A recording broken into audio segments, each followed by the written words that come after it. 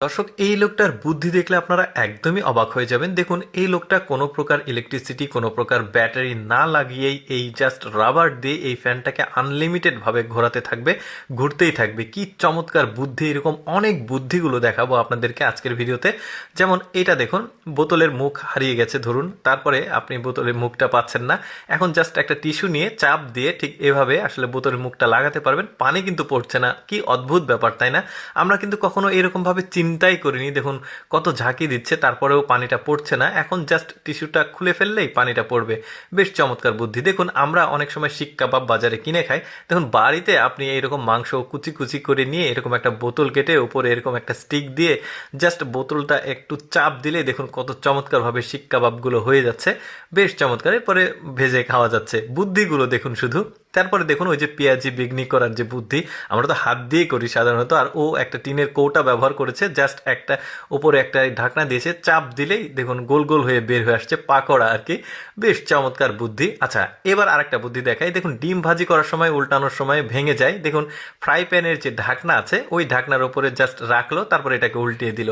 মানে কঠিন কাজগুলো সহজে কিভাবে করবেন সেই টেকনিকগুলোই দেখুন। একটা বুদ্ধি দেখুন, এখানে একটা জার আছে জারিকেনের মতো, তো এটাকে এই মানে এখান থেকে তুলবে, ধরুন কোথাও পড়ে গেছে, দেখুন জাস্ট গিট্টু দিয়েছে এক পাশে আর এক পাশে একটা ফাঁস করেছে, চমৎকারভাবে তুলে নিল।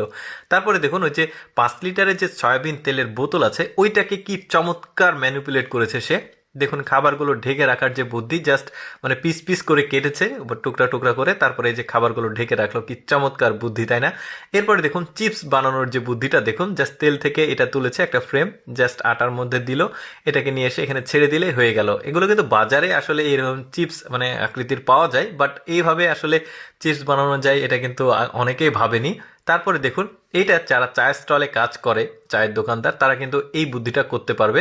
দেখতে পাচ্ছেন সাইকেলের চেন ব্যবহার করেছে। কি চমৎকার একটা বুদ্ধি! ট্রে বানিয়েছে সে। দেখুন, এটা পড়বে না, আবার সোজা করেও নিয়ে যাওয়া যাচ্ছে। এখন যেখানে অর্ডার হবে সেখানে নিয়ে যেতে পারবে। চমৎকার। তারপরে দেখুন, এগুলো হচ্ছে ওয়ান টাইম যে কফি খাওয়া গ্লাস, সেটা কাপ আর কি। তো একটা মোমবাতি দিল আর ওটাকে কেটেছে একটা স্ট্রাকচারে, দেখুন অটোমেটিক সেটা ঘুরছে। কি চমৎকার ব্রেন!